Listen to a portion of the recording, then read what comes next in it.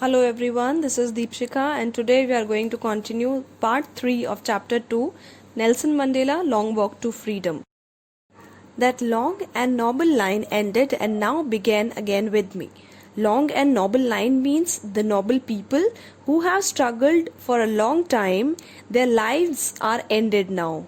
Means उनका जो struggle है वो सब खत्म हो चुका है because they have sacrifice their lives and now begin again with me. और अब मेरा जो स्ट्रगल है जो मेरे साथ स्टार्ट हो चुका है. I was pained that I was not able to thank them. और मुझे इस चीज़ का बहुत दुख था कि मैं उन्हें थैंक यू नहीं कर पाया बिकॉज ये सब कुछ जो स्टार्ट हुआ था ये मैंने नहीं स्टार्ट किया बट ये सब बहुत सालों पहले ही उन लोगों ने स्टार्ट कर दिया था. And that they were not able to see what their sacrifices had wrought. Wrought means resulted. और मुझे इस चीज़ का भी दुख था कि वो लोग क्योंकि अब वो जिंदा नहीं है तो वो लोग अब ये सब अपना सेक्रीफाइस का जो रिजल्ट मिला है हमें उनके सेक्रीफाइस का वो ये नहीं देख पाएंगे क्योंकि अब हमें फ्रीडम मिल चुकी है जिसके लिए वो लोग लड़ रहे थे और अब they are not here to see this freedom. The policy of apartheid policy I have told you earlier, it is a policy of segregation based on race and color. Race जाति और color caste और color के according जब लोगों को अलग अलग कर दिया जाता है that is called apartheid. तो ये जो पॉलिसी थी it has created a deep and lasting wound is injury घाव in my country and my people. तो हमारी कंट्री में और हम सभी लोगों के दिलों में एक बहुत ज़्यादा डीप वूंड दिया है, इंजरी दिया है. All of us will spend many years if not generations recovering from that profound hurt. Profound is deep. ये जो hurt है, ये जो wound है बहुत ज़्यादा deep है तो इससे हमें recover होने के लिए बहुत ज़्यादा साल लग जाएंगे. if not generations, हो सकता है हमारी generations को ये सब कुछ ना पता हो, उन्हें इस चीज़ का एहसास ना हो, फील ना हो, बट हम लोगों को इससे recover होने में बहुत ज़्यादा साल लग जाएंगे. But the decades of oppression and brutality had another unintended effect, and that was that it produced the Oliver Tambos, the Walter Sisulu, the Chief Luthulis, the Yusuf Daddos, the Bram Fishers, the Robert Sobequis of our time. और इतने सालों के ये जो operation था, operation means exploitation, brutality means cruelty and unintended means not planned. तो इतने सालों का जो ऑपरेशन था, जो हमारे ऊपर एक्सप्लॉयटेशन हुआ, जो हमने सफ़र किया और इतना ज़्यादा हमने क्रूअल्टी फेस की, इन सब से एक ऐसा इफेक्ट हुआ कि इन चीज़ों ने, इन सब ऑपरेशंस ने, इन सब क्रूअल्टी ने कुछ लोगों को बनाया. और वो लोग कैसे थे? ऑलिवर टेम्बूज जैसे, वॉल्टर सिसुलस जैसे, चीफ लुथुलिस जैसे, Yusuf Dadoo's, Bram Fischer's and Robert Sobukwe's जैसे, जो बहुत ही ज़्यादा ग्रेट पीपल थे and they have faced a lot of brutality, a lot of cruelty and they have sacrificed a lot for the country only, for the freedom of their people. Men of such extraordinary courage, wisdom and generosity that their like may never be known again. और ये जो लोग थे ये इतने ज़्यादा extraordinary करेज के थे, इतना ज़्यादा विजडम था इनके अंदर, इतने ज़्यादा जेनरस थे, काइंड थे कि इनके जैसे लोग शायद ही अब कभी और हो. Perhaps it requires such depth of operations to create such heights of character. और शायद इन जैसा कैरेक्टर बनने के लिए जो बहुत ही ज़्यादा फेमस पर्सनालिटीज़ बने कंट्री में, उसके लिए ज़रूरी है कि शायद हमारे ऊपर बहुत ज़्यादा डेप्थ ऑफ ऑपरेशन हो. जो हमारे ऊपर क्रूअल्टी की जा रही है, एक्सप्लॉयटेशन किया जा रहा है, शायद उसकी डेप्थ बहुत ज़्यादा होने से इस तरीके का कैरेक्टर हमारा बाहर निकल के आता है. बिकॉज जो ह्यूमन टेंडेंसी है उसके अकॉर्डिंग हम थोड़ा सा टॉर्चर फील कर सकते हैं, बट जब उस टॉर्चर का, उस एक्सप्लॉयटेशन का जो लिमिट है वो क्रॉस हो जाता है, then we stand against it. हम उसके अगेंस्ट खड़े होते हैं, हम उसके खिलाफ लड़ने लगते हैं. तो इसीलिए हमारा वो जो कैरेक्टर है लड़ने वाला, उस किसी चीज़ के अगेंस्ट जाने वाला, वो बाहर निकल के आता है. My country is rich in the minerals and gems that lie beneath its soil. और मेरी जो कंट्री है उसमें बहुत सारे मिनरल्स और जेम्स हैं, स्टोन्स हैं, प्रेशियस स्टोन्स जो इसकी सॉइल से हमें मिलते हैं. But I have always known that it's greatest wealth is it's people. But मैं हमेशा से यही समझता हूँ कि जो सबसे ज़्यादा प्रेशियस वेल्थ है वो हमारे लोग ही हैं. Finer and truer than the purest diamond, क्योंकि वो डायमंड से भी ज्यादा फाइन होते हैं, उससे भी ज्यादा ट्रू होते हैं। तो जो लोग हैं किसी कंट्री के, वो उसकी सबसे बड़ी वेल्थ है। It is from these comrades in the struggle that I learned the meaning of courage. और ये शायद इन्हीं फेलोज की वजह से है, ये जो मेरे साथी थे इन्हीं की वजह से स्ट्रगल में मैंने करेज का मीनिंग समझा कि साहस क्या चीज है। Time and again I have seen main and women risk and give their lives for an idea. An idea means कोई भी एक चीज जिसके लिए वो अपनी लाइफ दे देते हैं, अपना सेक्रीफाइस कर देते हैं लाइफ को। तो मैंने ये चीज बहुत बार देखी है कि कुछ लोग, men and women, people are risking their lives and they are giving their lives even, वो अपनी लाइफ को पूरा सेक्रीफाइस कर देते हैं सिर्फ एक चीज के लिए। और इस बार जो आइडिया था that was the idea of freedom, सिर्फ एक फ्रीडम वाली चीज थी जिसके लिए उन्होंने अपनी लाइफ को सेक्रीफाइस कर दिया। I have seen men stand up to attacks and torture without breaking, showing a strength and resilience. Resilience is ability to recover that defies is to challenge the imagination. मैंने ऐसे बहुत सारे लोगों को देखा है जो अटैक्स के अगेंस्ट खड़े होते हैं, उन्हें बियर करते हैं, टॉर्चर्स को बियर करते हैं बिना टूटे हुए, मीन्स उससे लड़ते हैं। शोइंग अ स्ट्रेंथ, वो अपनी स्ट्रेंथ शो करते हैं। And resilience is ability to recover, चोट लगती है, परेशान होते हैं, बट फिर वो रिकवर करते हैं, उस चीज से बाहर निकल के आते हैं। दैट डिफाइज द इमेजिनेशन, जो हमारी इमेजिनेशन को चैलेंज करता है, मीन्स हम इमेजिन ही नहीं कर सकते कि लोग इतना ज्यादा टॉर्चर फील करने के बाद, टॉर्चर बियर करने के बाद भी लड़ने के लिए रेडी रहते हैं। I learned that courage was not the absence of fear, but the triumph over it. Triumph is victory, जीत।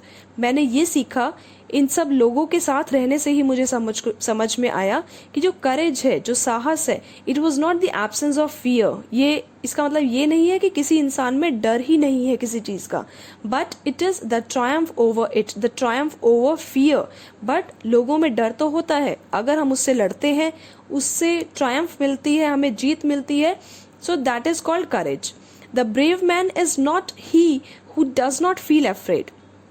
एक ब्रेव मैन, जो साहसी मैन है, वो एक ऐसा इंसान नहीं है जिसे डर ही नहीं लगता, फियर ही नहीं लगता, but he who conquers that fear, conquers is to win. But एक ऐसा इंसान जिसके अंदर डर है, बट वो डर से लड़ने की हिम्मत है उसके अंदर, और वो डर से लड़के जीतता है। So that is called a brave man. No one is born hating another person because of the colour of the skin. कोई भी इंसान जन्म से ही दूसरे को नफरत नहीं करने लगता because of the colour of the skin और हिज बैकग्राउंड। ना ही हम उसके बैकग्राउंड से और हिज रिलीजन, ना ही हम उसके धर्म के अकॉर्डिंग उससे हेट करने लगते हैं। ये सब हमें एक्चुअली सिखाया जाता है, या तो हमारी सोसाइटी ऐसी है, या हमारे कुछ लीडर्स ऐसे हैं जो हमें ये सब कुछ सिखा रहे हैं। People must learn to hate, लोगों को हेट करना जरूरी सिखाया ही जाता है, या वो हमारी फैमिली में सिखाया जाता है, या हमारे स्कूल में, या हमारी सोसाइटी में, या जो हमारे लीडर्स हैं, या जो हमारी कंट्री का हेड है, तो वहां पर वो लोग हमें कुछ ना कुछ ऐसा सिखाते हैं। And if they can learn to hate, they can be taught to love. और अगर लोगों को हेट करना सिखाया जा सकता है, तो लोगों को प्यार करना भी सिखाया ही जा सकता है। For love comes more naturally to the human heart than its opposite. क्योंकि जो हमारा हार्ट है, उसकी टेंडेंसी है कि हम पॉजिटिव चीजों को, हम लव, प्यार वाली चीजों को पहले ग्रास्प करते हैं, पहले लेते हैं। सो वो हम नेचुरली प्यार को, लव को बहुत नेचुरली उसको हम ले सकते हैं, समझ सकते हैं। Than its opposite.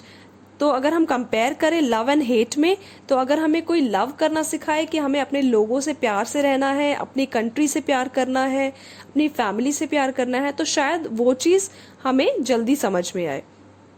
Even in the grimmest times in prison, grimmest is cruellest, जब हमें बहुत ज्यादा हम पे क्रूअल्टी की जाती थी, at that time when my comrades and I were pushed to our limits. Pushed to our limits means forced to face limitless torture, हमें अपनी लिमिट तक टॉर्चर हमें फेस करना पड़ता था।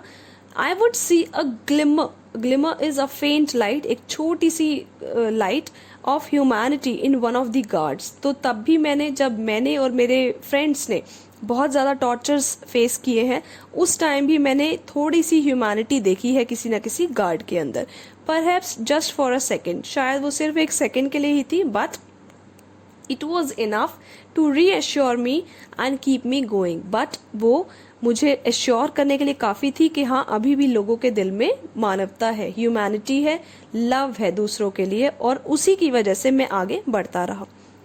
Man's goodness is a flame that can be hidden but never extinguished।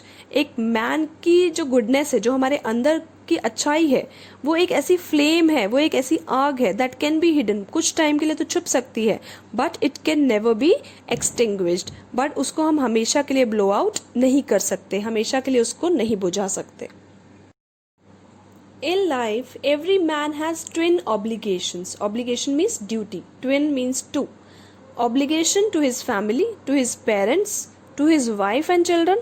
तो हमारी life में हमारे किसी भी मैन के लिए टू ऑब्लिगेशन है, उसकी टू टाइप्स ऑफ ड्यूटी है। एक ड्यूटी है अपनी फैमिली के लिए, जिसमें उसके पेरेंट्स हैं, उसकी वाइफ है, उसके चिल्ड्रन है, and he has an obligation to his people. और दूसरी उसकी ऑब्लिगेशन है, जो ड्यूटी है, वो है उसके सोसाइटी के लिए, उसके पीपल के लिए, उसकी कम्युनिटी के लिए, उसकी कंट्री के लिए। In a civil and humane society, each man is able to fulfill those obligations according to his own inclinations and abilities। अब कोई भी अगर सिविल सोसाइटी है, ह्यूमेन सोसाइटी है, जहाँ पर लोगों को पूरे अधिकार हैं, सारे राइट्स हैं, वहाँ पर हर मैन जो है वो अपनी ऑब्लिगेशंस को फुलफिल कर सकता है according to his own inclinations. Inclinations means likings, उसका जिस फील्ड में ज़्यादा इंटरेस्ट है कि मुझे अपनी फैमिली के लिए कुछ करना है या मुझे सोसाइटी के लिए कुछ करना है, तो वो उसी के अकॉर्डिंग, अपनी एबिलिटीज़ के अकॉर्डिंग, अपनी लाइकिंग्स के अकॉर्डिंग अपनी ऑब्लिगेशंस को, ड्यूटीज़ को फुलफिल कर सकता है।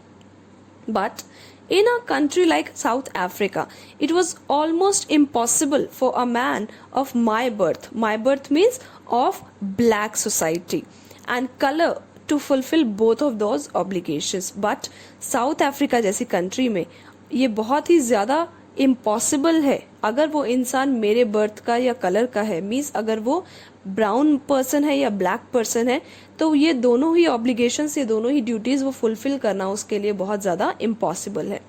In South Africa, a man of color who attempted to live as a human being was punished and isolated। Isolated is to separate from others, दूसरों से अलग कर देना। तो अगर साउथ अफ्रीका में कोई इंसान मेरे जैसे कलर का जो अटेम्प्ट कर रहा है, जो चाहता है एक इंसान की तरह रहना, जो अपना, जिसके पास पूरे राइट्स हों, जो अपनी ड्यूटीज़ प्रॉपरली फुलफिल कर सके, तो अगर कोई ऐसा इंसान करना चाहे, सो ही वॉज पनिश्ड, उसको पनिश किया जाता था, एंड आइसोलेटेड, और उसको बाकी अपनी सोसाइटी से दूर कर दिया जाता था, काइंड ऑफ पनिशमेंट। क्योंकि उस टाइम में साउथ अफ्रीका में ब्लैक्स एंड वाइट्स दोनों ही सोसाइटीज़ अलग थी। देयर वॉज अपार्थाइड सिस्टम, वहाँ अपार्थाइड सिस्टम था जिसके अकॉर्डिंग ब्लैक्स को प्रॉपरली राइट्स नहीं दिए गए थे। With this, we come to an end of this part. Thank you for watching the video. If you liked it, do hit the like button, share it with your friends, and subscribe to my channel. Don't forget to hit the bell icon for more updates. Till then, take care. Bye bye.